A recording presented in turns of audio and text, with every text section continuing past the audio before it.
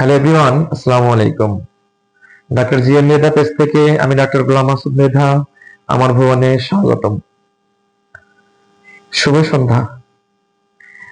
আজকের ভিডিওটা যারা দীর্ঘমেয়াদী ডায়াবেটিসে ভোগেন তাদের জন্যই,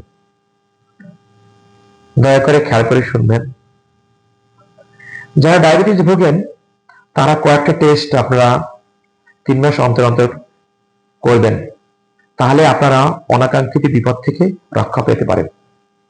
যেমন HbA1c, এই চেষ্টা করলে আপনি রক্তের মধ্যে 3 মাসের যে গড় হিসাবটা আপনি পেয়ে যাবেন, কি পরিমাণ সুগার শরীরের মধ্যে জমা রয়েছে। আর আপনি জানেন অতিরিক্ত সুগার থাকলে নার্ভ অকেজ হয়ে যেতে পারে, আর নার্ভ ইনজুর হতে পারে। তো সুতরাং এটা আমাদের জন্য খুব জরুরি। সেকেন্ড হচ্ছে সিরাম ক্রিয়েটিনিন। দীর্ঘমেয়াদী আমরা ডায়াবেটিসে ভুগলে আমাদের কিডনির নেফ্রনগুলো আক্রান্ত হতে পারে, কেন অতিরিক্ত সুগারে আমাদের কিডনির নেফ্রনগুলো আক্রান্ত হয় এবং কিডনি ড্যামেজ হয়ে যেতে পারে।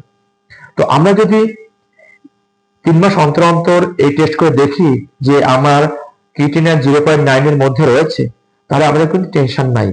আর যদি এর থেকে এক্সিড হয়, বেড়ে যায়, তখন কিন্তু আমরা অ্যাকশন নিতে পারবো, চিকিৎসা নিতে পারবো। তাহলে আমরা অনাকাঙ্ক্ষিত বিপদ থেকে আমরা রক্ষা পেতে পারি। এরপরে হচ্ছে আমরা লিপিড প্রোফাইল।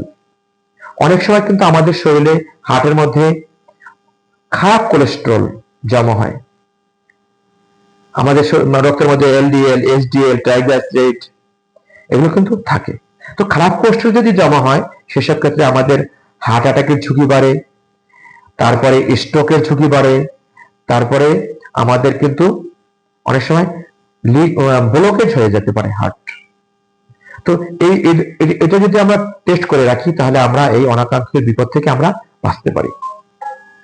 অন্যদিকে আমরা এলএফটি, লিভার ফাংশন টেস্ট, আমরা যদি লিভার ফাংশন চেষ্টা করি এবং serum bilirubin, SGPT, SGOT, alkaline এগুলো যদি করতে পারি, তাহলে কি হবে, আমার লিভারটা সুস্থ আছে কিনা। আমার লিভার যদি সুস্থ না থাকে, তাহলে কি হবে, লিভারে অবাঞ্ছিত আস্তে আস্তে ফ্যাট জমতে থাকে, এবং যখনই লিভারে ফ্যাট জমে, ফ্যাটি লিভার হয়, তখন লিভারের কার্যক্ষমতা কমে আসে। আর লিভার যখন কার্যক্ষমতা কমে আসে, একটা সময় কিন্তু লিভারটা সিরোসিস অফ লিভারে পরিণত হতে পারে। সুতরাং অনাকাঙ্ক্ষিত বিপদ থেকে রক্ষা পেতে হলে আমাদের এই যে টেস্টগুলো আছে, এটা যদি আমরা নিয়মিত করি, তাহলে ইনশাল্লাহ আমরা এই অনাকাঙ্ক্ষিত বিপদ থেকে আমরা বাঁচতে পারি। তাহলে আমাদের ডায়াবেটিস ভাই বোনেরা, আপনারা অবশ্যই এই টিপসগুলো মেনে চলবেন। সবার সুস্বাস্থ্য কামনা করে বিদায় নিচ্ছি। আল্লাহ হাফেজ।